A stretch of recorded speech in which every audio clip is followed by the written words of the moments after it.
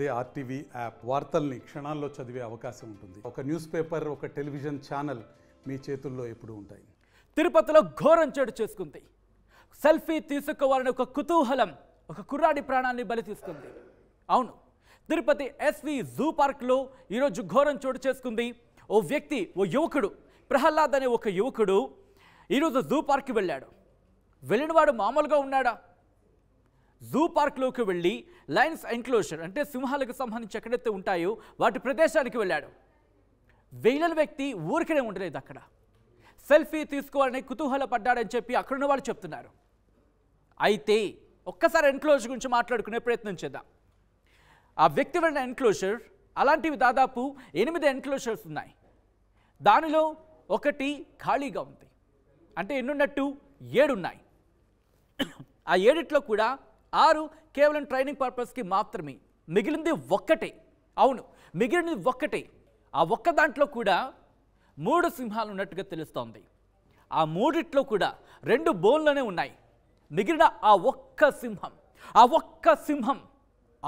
సింహమే ప్రహ్లాద్ ప్రాణాన్ని బలి తీసుకుంది. ఏం జరిగిందనే వాటికి సంబంధించి మాట్లాడుకునే ప్రయత్నం చేద్దాం. అంతకన్నా ముందు ఒకసారి ఆ కుర్రాడు ఏం జరుగుండొచ్చనేది ఒకసారి మాట్లాడుకునే ప్రయత్నం చేద్దాం. ఎందుకంటే తిరుపతి ఎస్వి జూ పార్క్కి సంబంధించి సింహాలు ఉండే ఎన్క్లోజర్ దగ్గర ఎటువంటి ఏర్పాట్లు ఉంటాయంటే కనుక మీరు వెళ్ళి పరిశీలిస్తే, ఒకసారి మీరు చూస్తే కనుక సింహాలు ఉండే ఆ ప్రాంతానికి అలాగే మనుషులు వెళ్ళి చూసే ప్రాంతానికి మధ్య ఒక గోడలా ఉంటుంది. ఆ గోడ ఎత్తు ఒక నడుము ఎత్తు అంటే కనుక దాదాపు 3 అడుగుల ఎత్తు ఉంటుంది. అక్కడి నుంచి ఆ సింహానికి సంబంధించి మీరు చూడొచ్చు, ఒక చిన్న లోయలా ఉంటుంది, లేకపోతే చిన్న ఖాళీ ప్రదేశం ఉంటుంది, ఆ తర్వాత ఒక పల్లంలా కనిపిస్తూ ఉంటుంది, ఆ తర్వాత సింహాలు ఉంటాయి ఇక్కడ. అయితే ఇక్కడ దీనికి సంబంధించి 3 అడుగుల ఎత్తు ఉంటుందని చెప్పుకున్నాం కదా గోడ. ఆ గోడ నుంచి మీరు కనుక జస్ట్ ఇలా తొంగి చూస్తే ఆ లోతు 20 అడుగులు ఉంటుంది. అవును, 20 అడుగుల లోతు ఉంటుంది.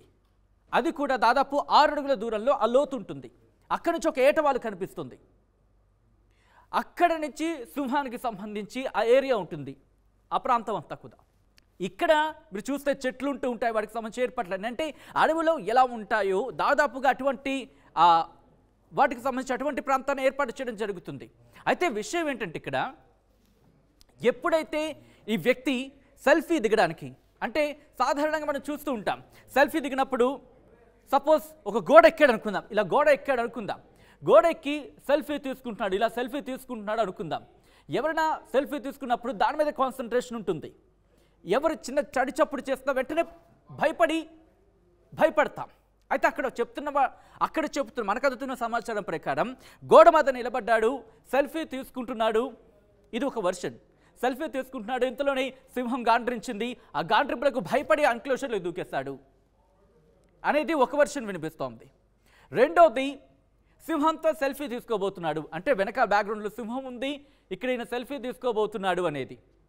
ఇలా ఈ టైంలో సింహం గాండ్రించింది, సింహం అరుపులకు భయపడిపోయి బెదిరిపోయి దూకాడు అనేది ఇంకో వెర్షన్.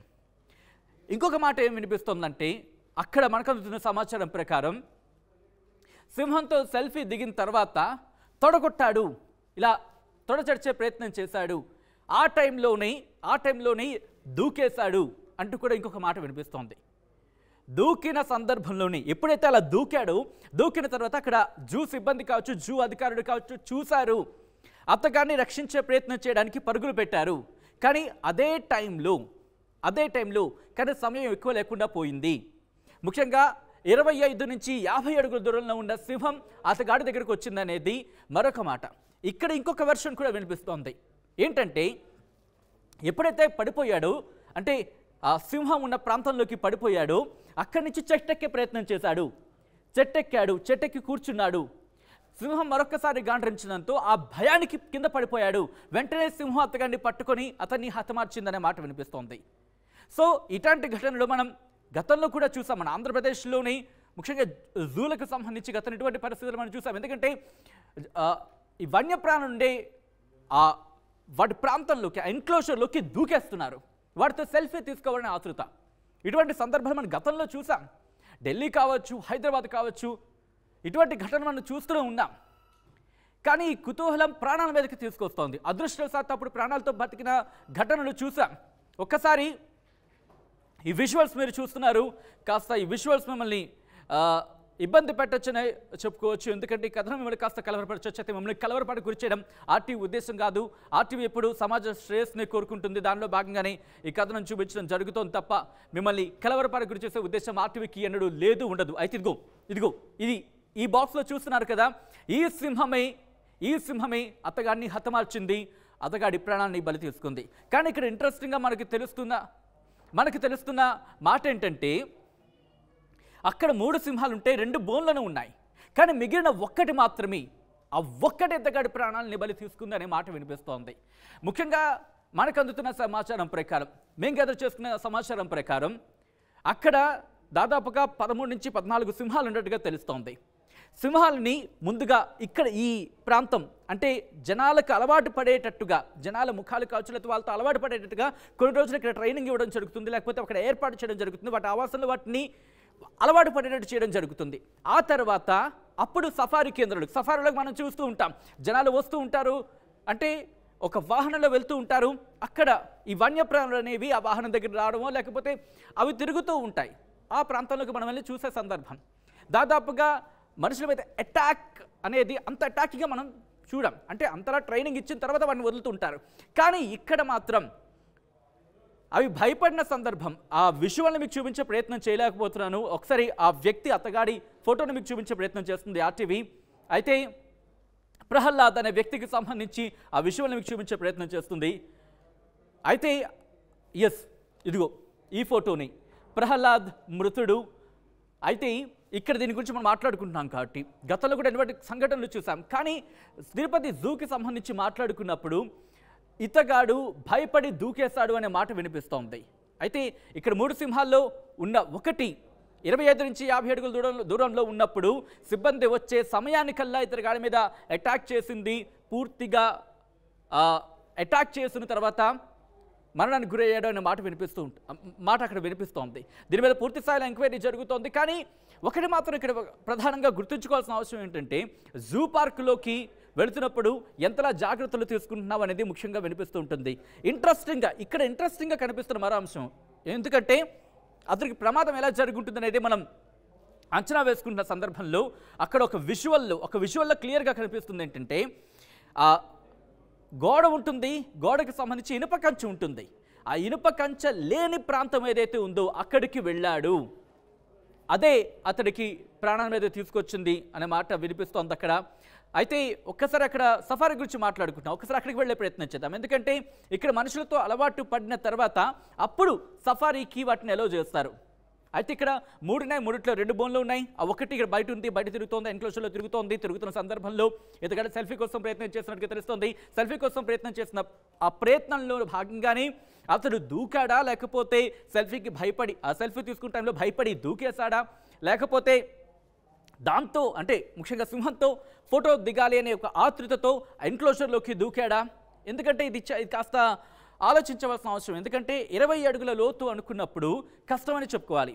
ప్రహ్లాద్కి ఆ సమయంలో తన మెంటల్ స్టేటస్ ఎలా ఉంది అనే అంశానికి సంబంధించి కూడా క్వశ్చన్ రైజ్ అయ్యే అవకాశం కనిపిస్తోంది.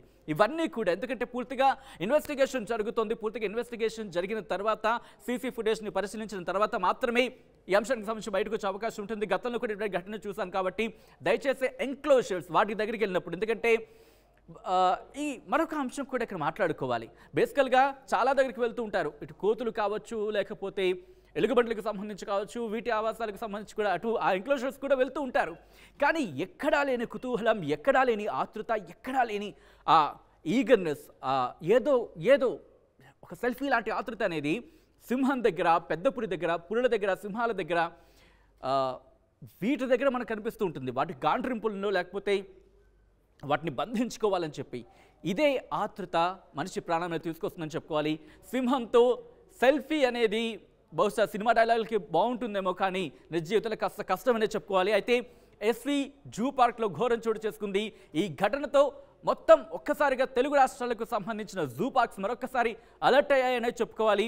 ముఖ్యంగా పర్యాటకులు కావచ్చు, లేదా అక్కడికి వస్తున్న వాళ్ళకి సంబంధించి కావచ్చు జాగ్రత్తలు చెప్తున్నప్పటికీ నిర్లక్ష్యం అది సిబ్బంది తరపు నుంచా లేకపోతే ప్రజల తరపు నుంచా అనేది సమాలోచనలు చేసుకోవాల్సిన సందర్భం మాత్రం కనిపిస్తోంది. ఎందుకంటే ప్రతి చోట నిర్బంధానికి కనుక కాస్త మనకి ఆ టైట్ అయితే కనుక ఆ సందర్భాన్ని మనం హ్యాపీగా ఫీల్ చేయలేం. కాబట్టి ఆలోచించవలసిన సందర్భం ఇది.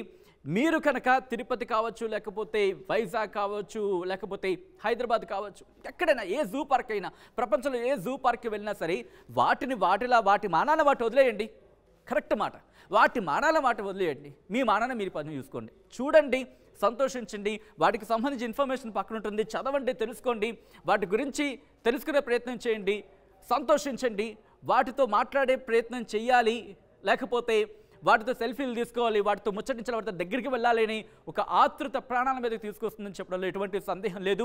తిరుపతి ఘటన మరొకసారి దీనికి తట్టి లేపిందనే చెప్పుకోవాలి. నిజంగా ఆ యువకుడి ప్రాణాలను బలి తీసుకుంది ఈరోజు. అయితే దీనికి సంబంధించి పూర్తి స్థాయిలో ఇన్వెస్టిగేషన్ జరుగుతోంది.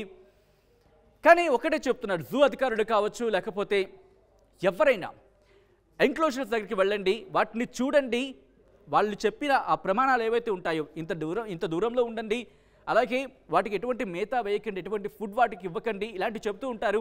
ఇవన్నీ జాగ్రత్తగా పాటిస్తే కనుక అవి క్షేమంగా ఉంటాయి, మనము క్షేమంగా ఉంటాం. ఈ అంశాన్ని గుర్తుపెట్టుకొని ఈసారి జూకి వెళ్ళినప్పుడు ఇవి పాటిస్తారని చెప్పి ఆశిద్దాం. ఇది తిరుపతి జూ కట్టిన నేపథ్యంలో మరొక్కసారి అందరూ మేల్కోవాల్సిన పరిస్థితి కనిపిస్తోంది. ఇది మొత్తంగా అయితే మాత్రం తిరుపతి ఘటనకు సంబంధించి. మరిన్ని వీడియోస్ కోసం ఛానల్ సబ్స్క్రైబ్ చేయండి, లేటెస్ట్ అప్డేట్స్ కోసం వాట్సాప్ ఛానల్ ఫాలో చేయండి, అండ్ లింక్ డిస్క్రిప్షన్లో ఉంది.